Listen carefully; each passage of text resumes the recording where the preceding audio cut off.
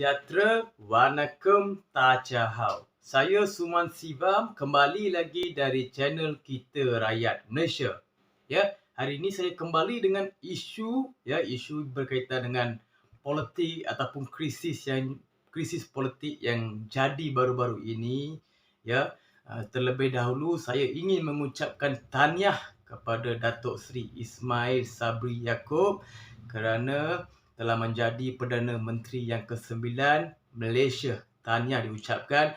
Dan isu yang hari ini kita lihat lebih pada krisis politik. Baru ini kita lihat ada satu penukaran kerajaan dengan serta-merta ataupun dengan kalang kabut cerca merbah. Dan sejarah telah tercipta sebab banyak kali kita dah tukar kerajaan. Kerajaan banyak kali kita dah tukar dan rakyat pun dah memahami politik demokrasi yang ada di Malaysia. Sebab secara langsung rakyat di Malaysia pun terlibat dengan apa yang jadi pada kerajaan, apa yang jadi pada negara. Semua ada terlibat dan masing-masing pun dah bercakap berkaitan politik negara, siapa yang akan jadi Perdana Menteri. Benda tu membuat kita berfikir dan memikirkan masa depan kita dan akan datang. Tapi yang jadi hari ini adalah satu benda yang bersejarah juga pada kita. Dan dalam situasi begini, kita pun boleh melihat apa yang boleh kita lihat, bendera hitam dan provokasi untuk kerajaan yang ada ni, untuk Perdana Menteri yang ada ni telah start dengan sikit-sikit. Mereka bukan membuat dengan terus macam mereka buat dulu serta-merta ataupun mendadak, tapi ini mereka membuat secara sikit-sikit. Baru ni kita lihat 31 aktivis ditahan kerana berhimpun untuk mengenang nyawa yang meninggal disebabkan COVID-19. Kita tidak ada halangan pun untuk perhimpunan sebab kita dikatakan demokrasi, negara demokrasi dan hak bersuara memang ada pun. Kalau tak ada, mereka pun tak boleh keluar untuk bersuara. Di media sosial pun kita boleh lihat, kalau tak ada hak bersuara di Malaysia, ramai dah ditahan. Berbanding dengan negara lain, kita punya hak bersuara memang cukup. Tapi perkara yang mereka buat ini membuat orang lain marah. Sebab situasi sekarang kita ni adalah pandemik ataupun COVID-19. Orang lain ataupun frontliner bertungkus lumus untuk menghapuskan COVID-19. Mereka kerja siang, pagi, malam. Tapi yang mereka ini membuat satu rancangan lagi, satu tindakan insentif untuk menambahkan lagi situasi, memburukkan lagi keadaan negara kita. Itu yang kita tidak perlu. Dan anasir-anasir jahat kita memang nampak. Daripada dulu lagi, ada kerajaan mesti ada pembangkang, tapi kerja pembangkang asyik cari salah. Tapi bila kita bagi dia membuat kerajaan, perkara itu tak seindah kabar. Hanya janji ataupun manifesto. Bila kita tuntut, manifesto bukan kitab suci. Itu yang digambarkan pada kita. Tapi itu adalah hak kita. Kita bukan nak cari salah di sini siapa-siapa. Tapi lebih baik fokus pada pandemik ini ataupun memberi sokongan untuk rakyat Malaysia yang susah. Bukan nak berebut kuasa sahaja. Dulu bila kita dah buka parlimen, mereka kata kenapa baru buka. Bila tak buka pun ditanya apa yang sebenarnya nak. Bila dah tukar Perdana Menteri yang baru, dah ada perubahan dalam kerajaan, dalam kabinet, tanya lagi kenapa dia pula datang. Kenapa? Is not my PM. Dia bukan saya punya Perdana Menteri. Kami tak sokong dia. Mungkin pendapat kita berbeza, tapi ini adalah bidang kuasa yang di-Pertuan Agong yang beri. Bila mereka katakan menghormati perlembagaan ataupun keluhuran perlembagaan, benda-benda yang jadi dalam situasi ini, mereka semua perlu setuju. Akur dengan apa yang jadi. Apa yang dijadikan, apa yang terjadi kita perlu terima. Jangan menambahkan lagi masalah. Sebab masalah sekarang ini dah jadi pada krisis politik. Daripada krisis kesihatan dah jadi pada krisis politik. Lagi teruk keadaan politik sekarang. Kita faham kita adalah demokrasi, negara demokrasi, tidak ada salah. Tapi Kenapa ramai-ramai pun tidak boleh menyelesaikan masalah lagi. Tidak boleh berbincang sesama sendiri, bergaduh sesama sendiri untuk jawatan. Perkara itu rakyat tidak inginkan. Dan itu bukan keperluan rakyat. Itu bukan keperluan rakyat. Keperluan rakyat adalah orang politik tak payah berebut kuasa untuk masa ini menjaga rakyat. Dan lagi satu, mereka membuat dasar-dasar baru untuk keadaan situasi pandemik. Tapi dasar yang dibuat cacah merbak sampai rakyat jadi confused dan tidak ada satu penjelasan yang tepat. Sekejap PKP, kejap PKPB, lockdown. Benda itulah dikatakan dasar yang cacah merbak. Bila buat sesuatu, memudahkan rakyat, memudahkan orang boleh mengikuti dan mengikuti satu SOP yang tetap. Bukan selalu tukar SOP, tukar satu, lepas tu sampai rakyat dah cacah merbak. Rakyat dah tak tahu nak ikut yang mana satu. Lepas ini kerajaan ini pun perlu buat satu dasar yang tetap dengan pendirian yang tetap. Dengan pendirian yang tetap supaya rakyat boleh mengikuti SOP yang sedia ada. Bukan membuat dasar ikut sistem politik saja, membuat kajian dari segi rakyat. Sebab bukan semua orang boleh mengikuti benda baru dengan serta-merta.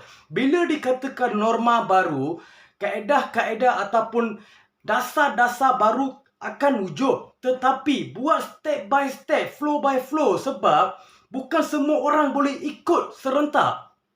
Bukan semua orang boleh ikut. Macam awak bagi total benda tu, orang tak dapat nak tangkap benda tu dengan cepat. Bagi slow by slow. Bagi step by step. Bagi tangga dulu. 1, 2, 3. Macam first dose, second dose. Ada gap dekat situ. Begitu juga SOP. Bila buat SOP, SOP tu tak menentu.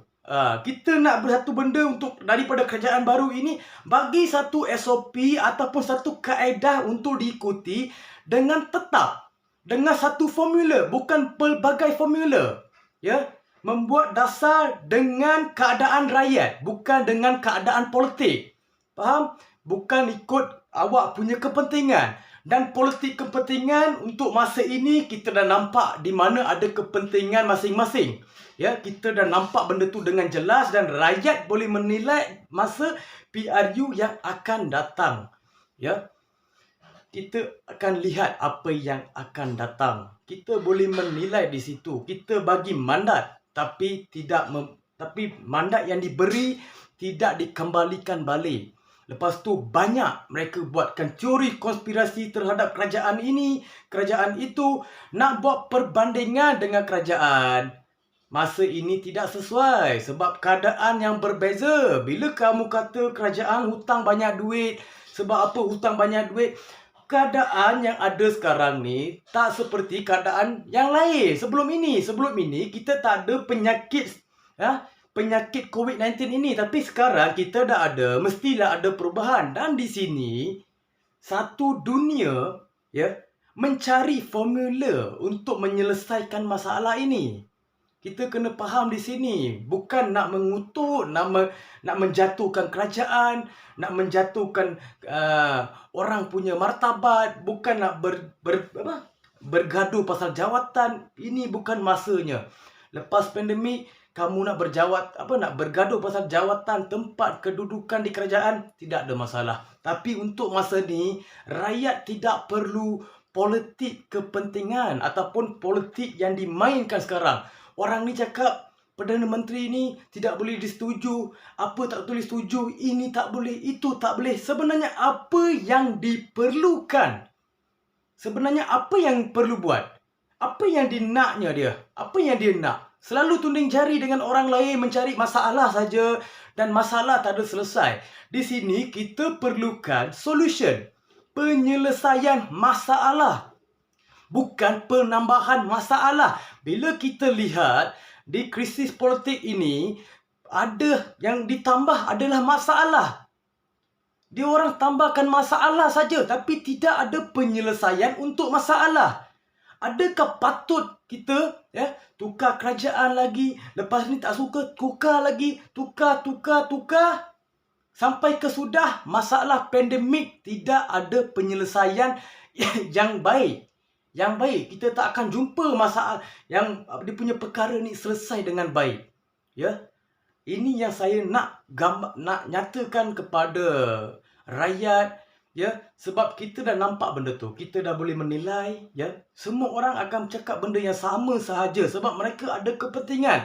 Kalau betul-betul mereka nak buat sesuatu, tidak perlu cakap. Buat dulu. Sebab kamu yang berkuasa, kamu boleh buat kerja, buktikan dulu kerja kamu, baru bercerita. Ini tidak, bercerita dulu, memberi ini, memberi idea itu, formula itu, sampai kesudahan, tidak ada yang dijalankan. Yang menyusahkan rakyat ada dengan SOP yang cacah merbah, yang tidak menentu, itu yang membuat rakyat marah. Dan situasi sekarang, semua dalam keadaan susah ataupun kekurangan kewangan dari segi ekonomi, ya. Bukan kesihatan saja yang terlibat, ekonomi pun terkait, ya, dalam situasi ini. Dan itulah yang perlu ada penyelesaian segera. Bukan penyelesaian dalam politik, ya.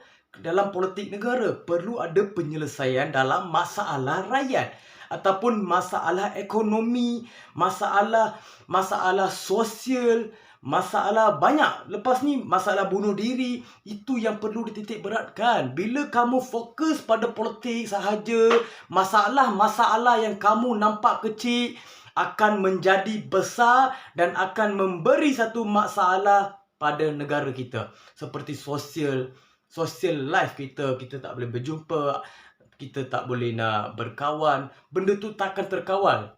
Benda tu tak terkawal pun sekarang. Benda tu tak terkawal. Kita nak ada satu kawalan yang bagus untuk rakyat mengikuti. Bila kita lihat tak ada pun SOP yang boleh diikuti dengan senang. Itu nak ini, nak itu, nak, sebab bila bagi dengan mendadak, orang tak boleh ikut. Kena ajak A sampai Z, sikit-sikit, ini bagi terus. Ya. Ini bagi terus supaya sampai rakyat tak boleh terima. Bila tak boleh terima, macam-macam lah makian, caci dekat media sosial, menggunakan bahasa-bahasa kesat. Itu tidak salah sebab mereka tak boleh tahan dengan apa yang jadi. Dan mereka tak boleh ikut, mereka jadi stres. Perkara itu yang perlu dielakkan supaya rakyat tidak ada masalah begini. Sebab mereka yang berkuasa inilah membentuk Malaysia ataupun membentuk pemikiran rakyat.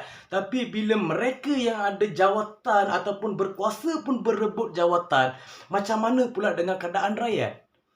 Macam mana pula dengan keadaan rakyat? Bila kamu pun tidak betul dengan pendirian kamu di politik, macam mana pula dengan keadaan kami? Macam mana pula keadaan anak-anak muda yang akan datang nanti? Ya. Sekian, terima kasih.